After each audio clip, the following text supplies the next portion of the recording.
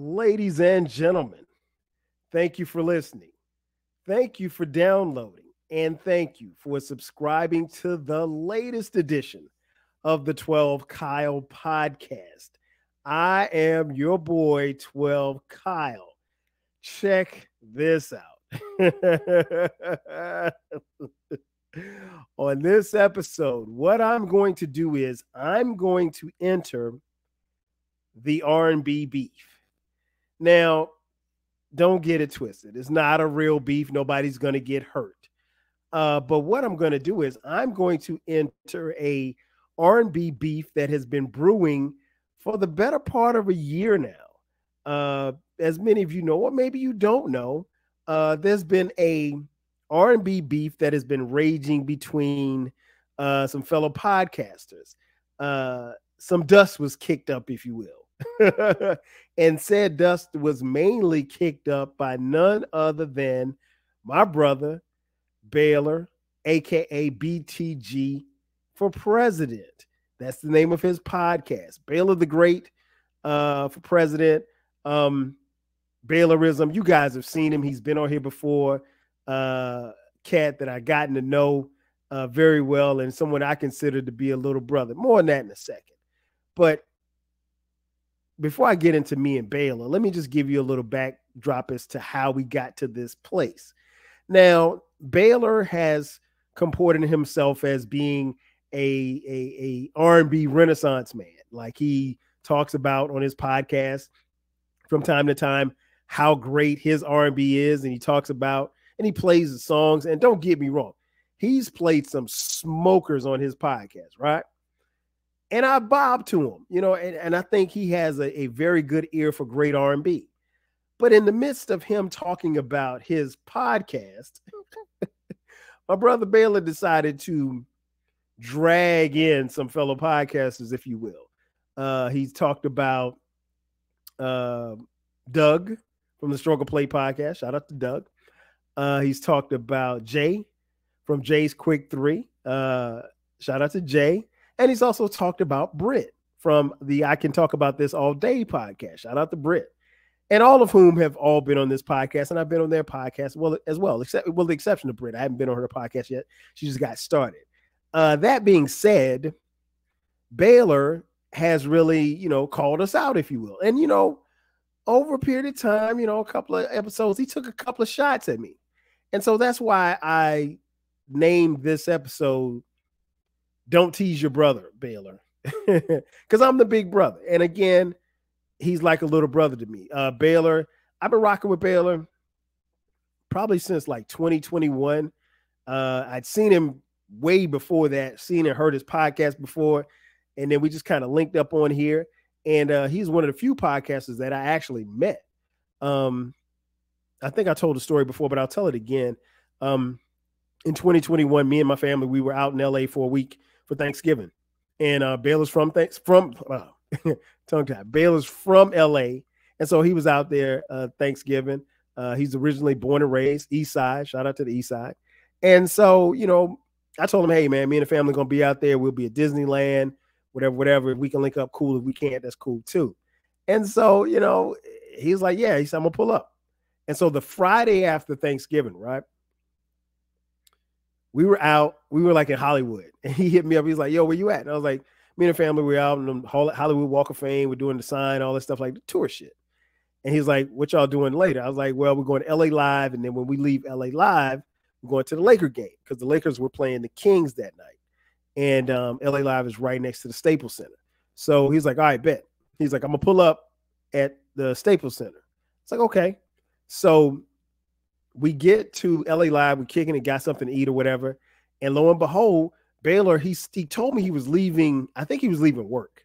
Now, I'm pretty familiar with LA, and I don't know where he came from. I know he was leaving work. And if you've ever been to LA, you know how the traffic is out there. Surprisingly, the traffic wasn't as bad, but again, it's Thanksgiving weekend. And this dude drove, I don't know. I know it took him probably at least an hour to get to where he was, from where he was to where we were at LA Live. And came through, just like he said. We chopped it up about 15 minutes, introduced him to the family, flicked it up for the gram as thus you see the cover art. And then we went in the Laker game. And I mean, since then, man, we've been tight ever since. We text each other every other day, send voice notes the whole night. We talk about podcasts, we talk about life, just a lot of stuff. I mean, like, so, and he's often said that I'm like the big brother he never had. And so I feel good about that. And I really feel even better saying that, sometimes as the big brother, you have to virtually slap your little brother around just to let him know, you just want to touch, you don't want to hurt him because mama don't like for you to hurt your little brother, but you want to just kind of touch him up a little bit just to make sure that they know who's the big brother. Now, second point, Baylor was born in 1982, right? 12 Kyle, I was born in 1972. So I got 10 years up on the lad, right? So I got more music experience. So you can't talk about R&B with me because my R&B is just different. I mean, like, no disrespect, but his R&B is not touching my R&B. But don't get it twisted. I have and I will jam to the R&B that he posted because I mean he put out some great music. But that being said, his R&B ain't touching mine. In fact, his R&B isn't close to touching mine. Now, Baylor will tell you on his podcast that he is, even though he was born in the 80s, he's an 80s baby. He loved the 80s, and there's no other era better than the 80s. And he's telling the truth. But with that being said, I'm going to give him the 80s. I ain't even going to, my 80s, I don't want to say bag. My 80s luggage is extensive. So on this episode, I'm going to show Baylor that you can't tease your big brother because your big brother knows. And what's interesting was he texted me right before we entered 2024. At the time of this recording, it's 2024. He hit me up, I think, a couple of days before the new year. He's like, yeah, man, I think I'm dead the R&B beef. And I said, no, don't do that. I said, don't do that. Don't do that. And just the other day, he FaceTimed me. And when he FaceTimed me, he had Uncle Dolomite at his crib. Shout out to Uncle Dolomite from the Too Much Game podcast. It's another brother y'all need to check out. It's my man right there. Compton's own Uncle Dolomite. And I told him, I was like, the podcast is coming. And I had a couple of technical difficulties in putting this thing together, but damn, it is here. So without further ado, Bill, I'm going to give you just a taste of how we give it up in the 90s. Excuse me, in the 80s. Because I ain't touching the 90s. If I bought the 90s, it really wouldn't be fair. My R&B from the 90s is extensive, right? So it wouldn't even be fair, Baylor, if I gave you the 90s. You just need just the 80s. I'm going to give you a small pocket of the 80s, right? I'm going to give you a small pocket of the 80s. Now, shout out and salute to those of you who are watching and listening on YouTube. You're probably not going to be able to hear this because once I play the music, I think YouTube will take it down. So I'm going to put it up on YouTube. If they keep it, it's cool. But if they take it down, it is what it is. If you just see me sitting here bobbing my head, then that means you don't hear anything, but I hear the music. Nonetheless, let me get it started, man. All right, so this is how we're going to do it, Baylor. Because, again, I have to touch you up a little bit. You got to learn. But you know what? Like the old saying goes, you're going to learn today. You may not have ever learned before, but you're going to learn today. Check this out. All right, this first joint I'm going to play, DeBarge, the DeBarge family, All This Love. He starts it off with, I had some problems and no one can seem to solve them, but you found the answer and told me to take a chance and learn the ways of love. Come on, Bill. No, nobody's singing like that. You know what? Instead of me talking, let me let L talk to you.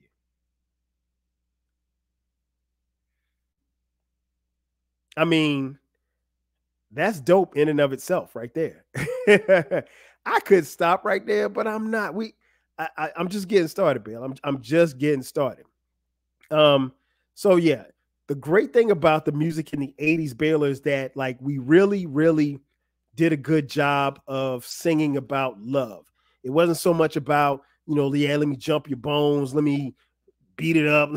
let me wear it out. It wasn't like that. It was really about love. But we did have some songs about creeping. And this one right here is no exception to the rule. Check out Shirley Murdoch's As We Lay.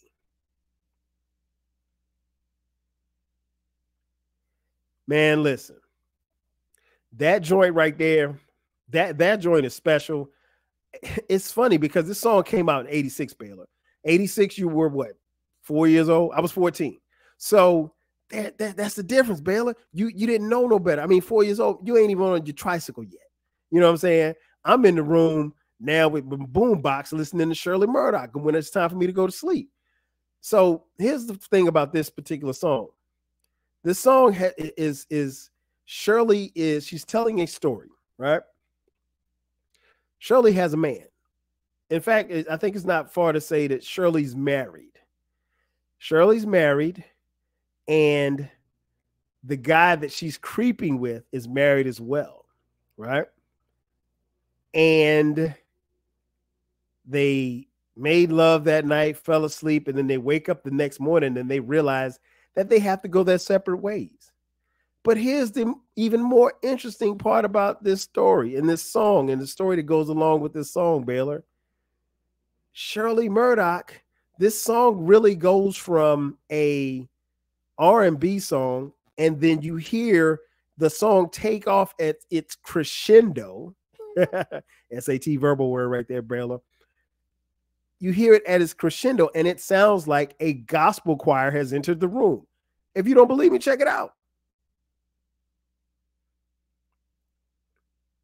I mean, that's crazy in and of itself to me, that you go from an R&B song to a gospel song about laying up with the next man. And again, that's just a small piece of what the 80s were. Just a small piece. Again, I'm giving you little snippets of what the 80s were. I would be remiss if I talked about the 80s and I didn't give you a banger, Baylor. This was a banger in the 80s.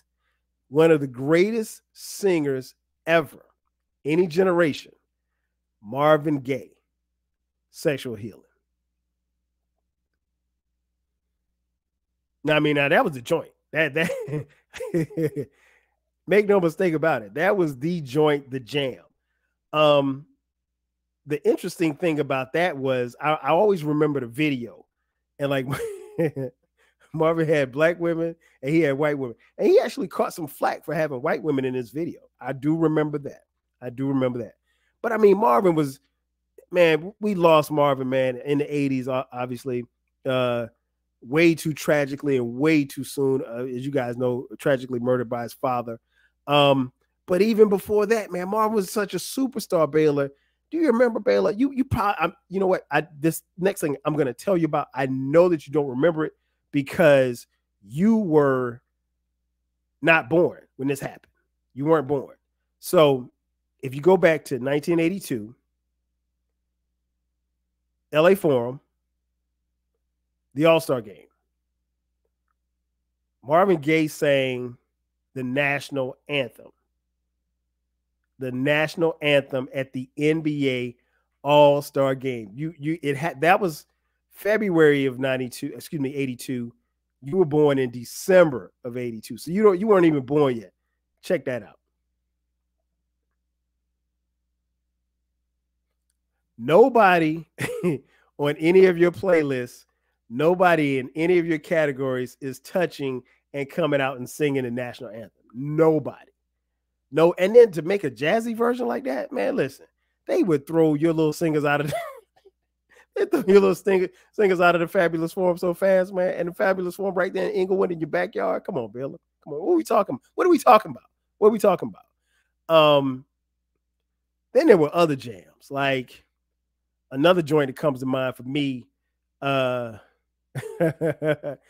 This guy, you guys know him as a skit. Rick James. Rick James is beyond a Chappelle Show skit. Rick James, let me tell you something. Rick James, in his era, when he was at his peak, Listen, it wasn't a lot of people who could touch Rick James. I'm gonna be honest. It was not a lot of people that could touch Rick James. And I mean, Rick, not only was Rick dope, but Rick went to battle with the network. He went to battle against King Kong. I remember Rick had a legit beef with MTV. Rick said, and I quote, "I don't understand how you could play Michael Jackson and Prince videos and you can't play mine." He went to battle with MTV because he felt like he wasn't getting enough shine. And he was telling the truth. They weren't playing his videos. They were playing Michael Jackson and Prince. Those were, at one point in time, they were the only black males who saw airtime on MTV. And truth was, MTV was scared of Rick James. But I mean, when he gave you joints like this, Fire and Desire, come on, man. What are we talking about? Talk to him, Rick. All right.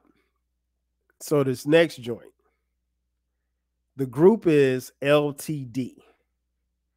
The singer, the great Jeffrey Osborne. Now, I got a story about this, and I didn't find this out about this song in particular until years later, like just maybe about 4 years ago that I found this, heard about this story. All right, so Baylor, check this out. Jeffrey Osborne is in the group LTD, right? The song is called Love Ballad. It is one of the best, hands down, one of the best R&B songs in the 80s. You can make a case that it's one of the best R&B songs. It's definitely a top 50 R&B song, right?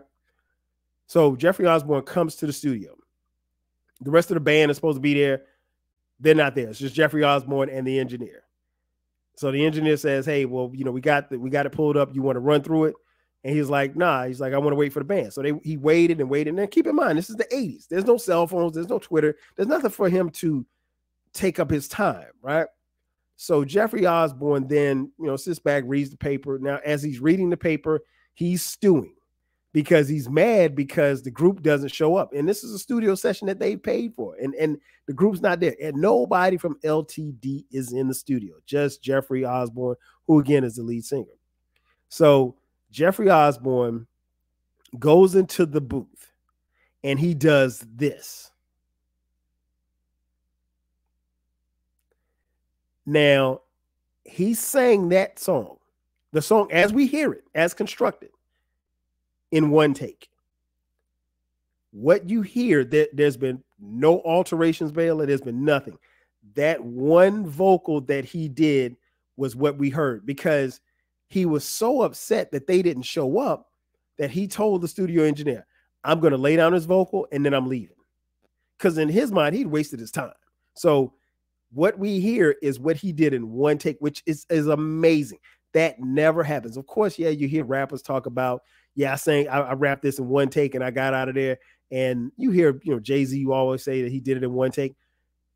It's a whole lot easier to do in rap because you're rapping, but to sing an entire song with background vocals and do it in one take, amazing. And the studio engineer confirmed that when Jeffrey Osborne was done, he took his headphones off, grabbed his keys, walked out of the building, and never came back. The band members would come back the next day and they hear this song and they're like, "Well, how and when did he do this?" Because for whatever reason, they didn't know. They just didn't show up. But yeah, Bill, I mean, nobody on your playlist is doing a one take. Nobody. And I mean, that just enhances the legend of the song. Don't get me wrong. I mean, most people can't do a song in one take, but that just goes to show you, Baylor, that you're not messing with this era, Baylor. You're not touching it. There's nobody in your playlist can do that. Nobody. Another jam. All right, check this out. So back in the day, there used to be this thing come on the radio called The Quiet Storm. Now, The Quiet Storm was the late night dedication hour. And in my hometown of Florence, South Carolina, they used to play The Quiet Storm. And every night, The Quiet Storm would come on about 10, 11 o'clock or whatever. And those would be the songs that you listen to as you get into bed and, you know, you're sitting there daydreaming or whatever like that, getting ready for the next day or whatever the case may be, depending on how old you were. And so this song right here is by a group called The Art of Noise. And the song is called Moments in Love. And what's dope about this song, Baylor, there are no words to the song. And on the Quiet Storm show in my hometown, they would play this song when the Quiet Storm came on, and they would play it when the Quiet Storm went off 2 or 3 hours later. Really, really dope song. Check it out. Now, again, there's no words. No words to the song at all. And when the beat drops, man, listen, again, y'all, Baylor, you're not touching it, Baylor. Come on. What are we talking about? What are we talking about here? So now I gave you just a little bit of what I'm talking about, right? But let me give you some songs, some joints that I got not only just memories of, but I got stories with. And that's another thing, Baylor. See, you got these little songs that last like a minute and a half. And I mean, I peeped your playlist, man. Listen, I don't know what it is with today's R&B, or what they call R&B. But if you got a song, your song is like a minute and a half, that's not a song. It's an interlude. Stop doing that. I don't know why these young artists do that. I saw a song on Spotify the other day. The song was literally a minute and 15 seconds. That's not a song. What are y'all doing? Y'all wasting up time. No wonder your albums are like 15 seconds long. But yeah, there's a story that goes along with all of these songs right here, right? So I'm gonna take it back. This is like late 80s. I'm in middle school. There's a group called the Force MDs, and they had this song called Tender Love. And the song went a little bit like this. Now, here's the funny thing. The piano part in Tender Love, everybody loved. So I remember being at school, and there was this girl that I liked. And I told her, we were talking one day, and she was like, something about Tender Love. She was going to call and see if she could get it played on the radio. And I was like, yeah, that's a dope song. She's like, oh my gosh, I love that song. I love it so much. I love it. I love it. I love it. And I was like, word? I was like, man, I could play it. Baylor, I don't know why I said that, just flowed out of my tongue, out of my mouth onto my tongue into the atmosphere. I said I could play it, meaning on the piano, because we got a piano at the house, right? Problem was I couldn't play it. And so I basically dug myself a hole. She was like, oh, for real, you can play it? She's like, oh, I would love for you to play it for me over the phone. Word? So what I do is, Baylor, later that night, she called one of her friends, and then they called me on the three-way. Shout out to three-way phone calls. Baylor, you might be a little too young for three-way phone calls. You don't remember middle school, calling a girl, and then or let's say you like a girl, but you don't want to be on the phone with her by yourself, so you call your boy, and then y'all be on the phone together, or vice versa. Her and her friends call you. Three-way, Baylor, come on, man. That was literally before your time. Literally, you don't know nothing about that. You don't know nothing about that era. So she called a friend, and she was like, I called you because I wanted you to play Tender Love for me. And again, I couldn't play it. So I was like, hold on a second. So I had to think of something real fast. There's one or two things I could do. I could either play the tape and try, because I had the cassette single. I could either play the cassette single and try to fool her, or number two, I could go get my cousin Mike. So I went and got my cousin Mike. Went upstairs, got Mike, told Mike to be quiet. I said, hey, man, I need you to play Tender Love. And Mike could play it. So he got on the piano, started tickling the ivories. Baylor, the rest is history. Come on, man. Y'all, your music doesn't do that. There's no, you ain't playing no instruments in your house to impress no girl that on your music. You're just not. You unless you got auto-tune at your house, because y'all use a lot of auto-tune now. And again, I don't want to sound like I'm dumping on your R&B. It just ain't touching mine. That's all. So I mean, like, you shouldn't have called me out, but I gotta tap you a little bit. I gotta tap you a little bit. Next song. As many of you know, maybe you don't know, Baylor is a huge fan of one Michael Joseph Jackson. Now, Michael has a younger sister, Janet. You may have heard of her, Miss Jackson, if you're nasty. Janet had a song called Let's Wait a While. Check it out. Now, the memory I had on this song, I was dating this girl, and I was I want to say 7th grade. I think that was 7th grade. I was dating this girl named Lodja. Shout out to Lodja. I haven't seen Lodja. Damn, I don't think I've seen Lodja since we graduated high school. But shout out to Lodja, wherever you are. Hope you're doing well, you and your family. So I'm dating her, and we, typical 7th grade relationship. We dated a good strong 2.5 weeks. That's a long time, Baylor. And so what happened was she wanted to break up. And in the process of wanting to break up, she wanted to make sure that Let's Wait a While was playing in the background. So as she's talking to me, she's like, look, I don't think that this is something we should be doing. I think we just be friends. I really don't want to be in a serious relationship. And I hear her talking and I'm listening. And then she stops talking and then all I hear is she rewinds the tape.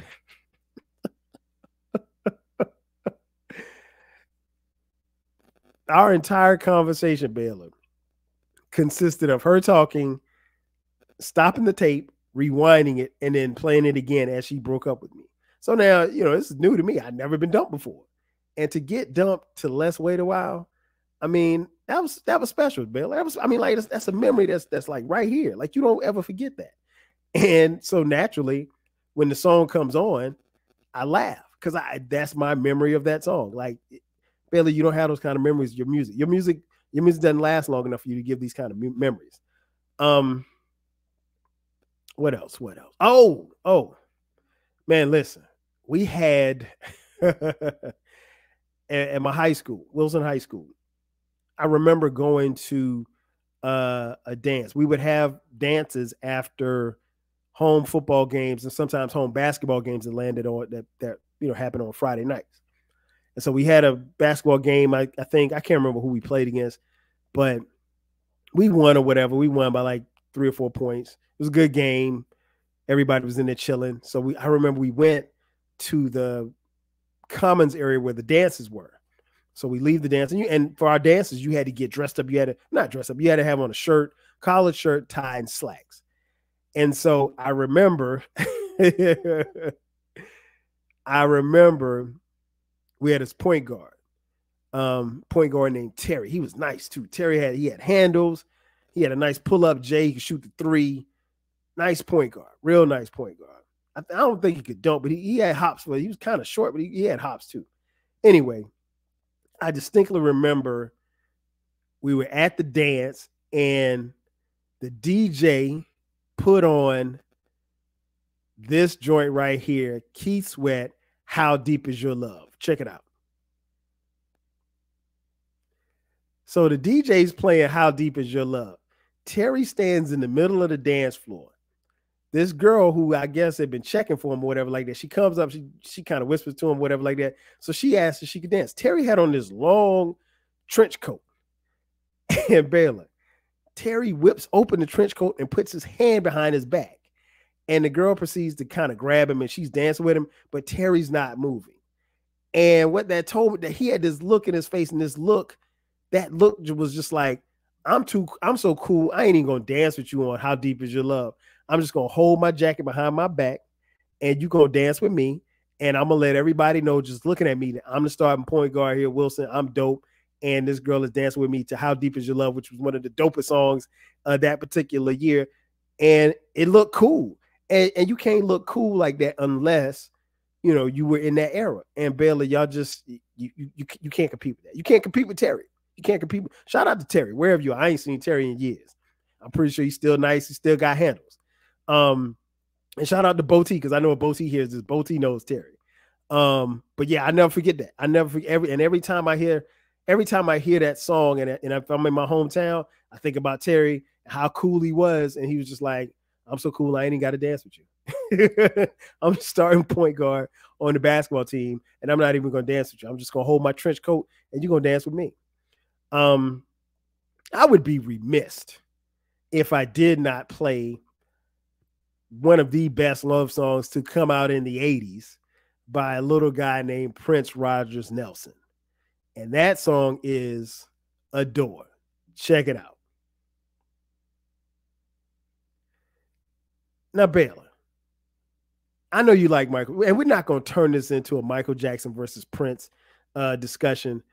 But Baylor, Michael Jackson don't have an Adore in his catalog. He just doesn't.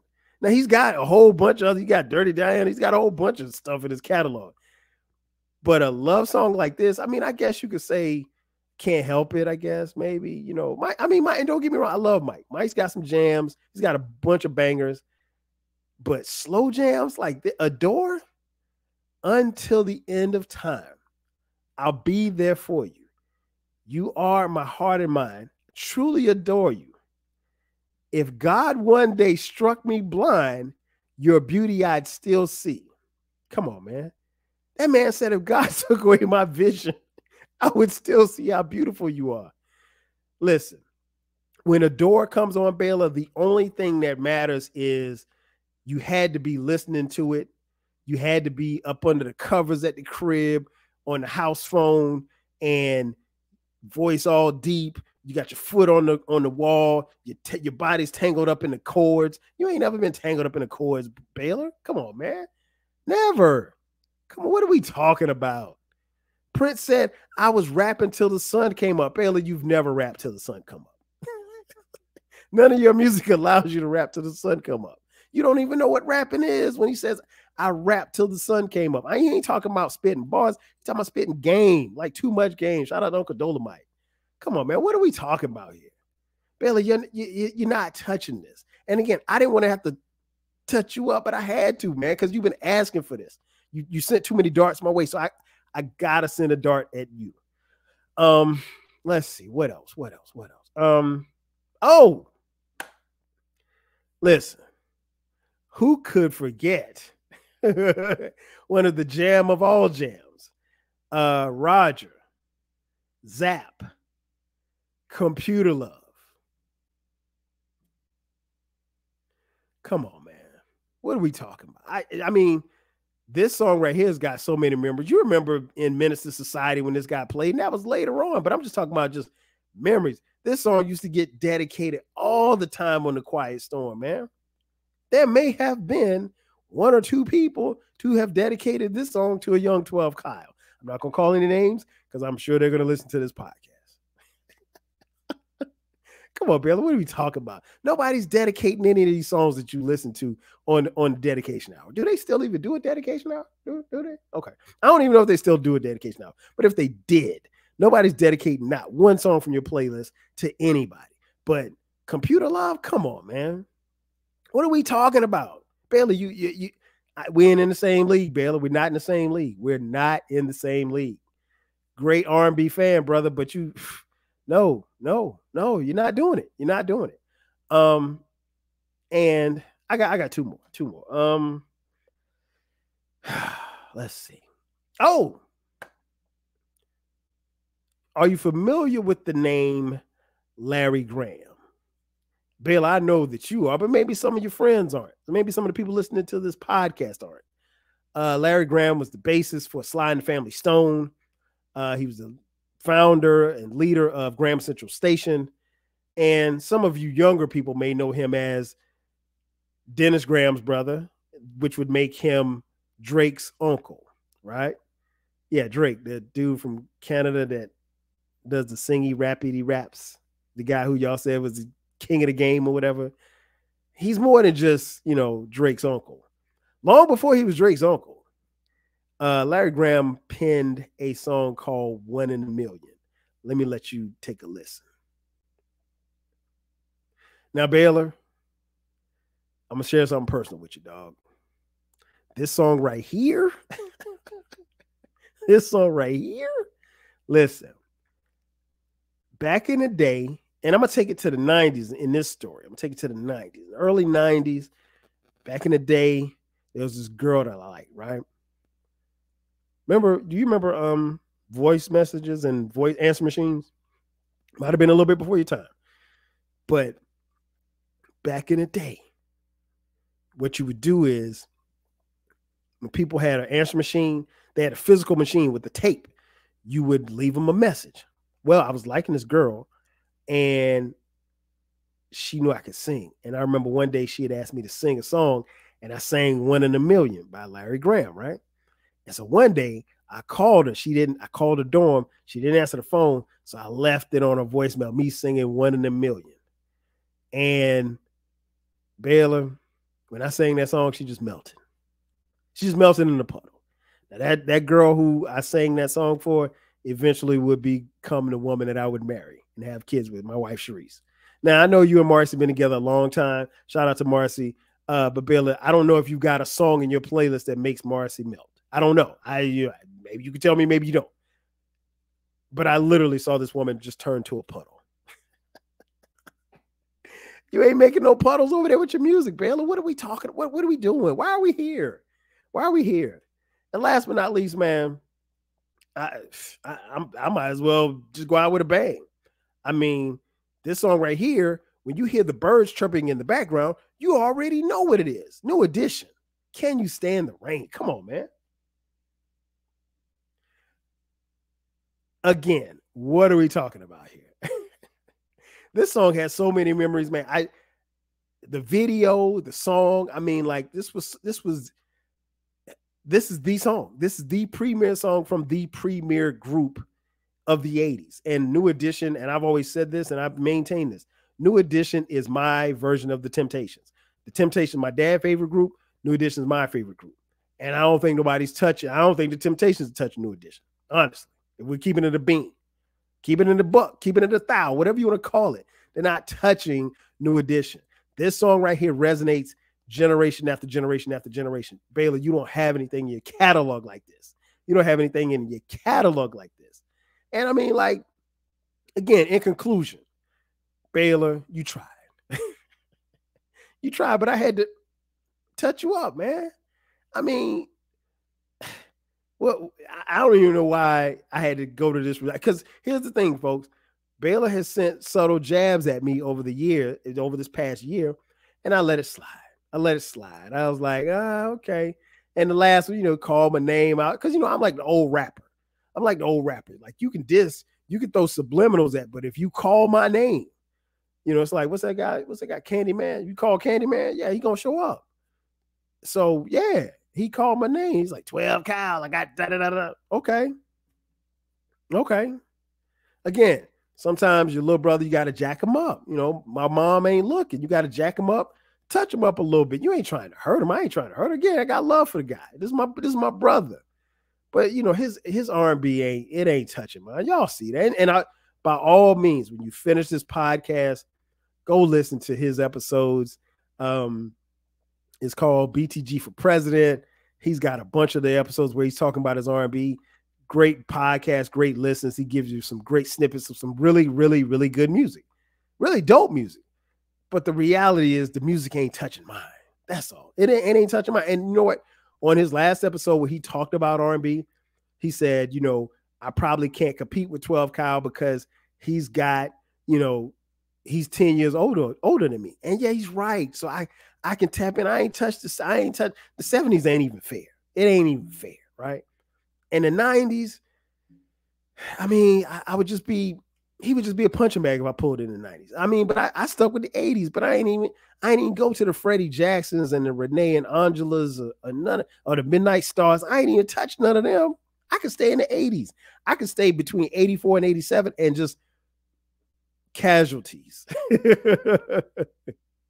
But one thing I will say, to quote the great Clubber Lang in the movie Rocky, Baylor, you don't want to respond. And my quote from Clubber Lang goes as follows: in case he get up, I got a lot of more.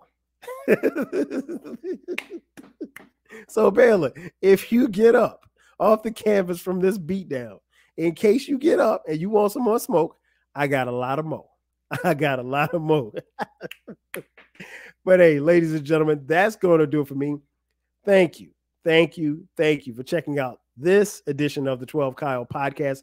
Be sure to subscribe to the podcast. The podcast drops every Thursday at midnight. From time to time, we drop bonus episodes on Sundays at midnight. Be sure to follow and subscribe on YouTube. That way you can watch us. Every episode has a YouTube video. Follow me on the socials.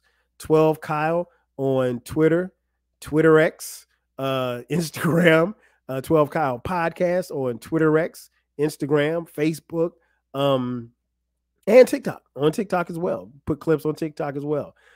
Make sure that you subscribe, hit the like button on YouTube. If you feel so inclined, you want to shoot us a couple of dollars. Hey, I ain't turning down nothing but my collar. $TWELVEKYLE. Again, that's going to do it for me. This has been another edition of the 12 Kyle Podcast. On this one, I just sent out a subtle warning. Baylor, don't tease your brother, because your brother will hit back. Again, that's going to do it for me. I'll catch you guys next time. 5 G's. Cheers.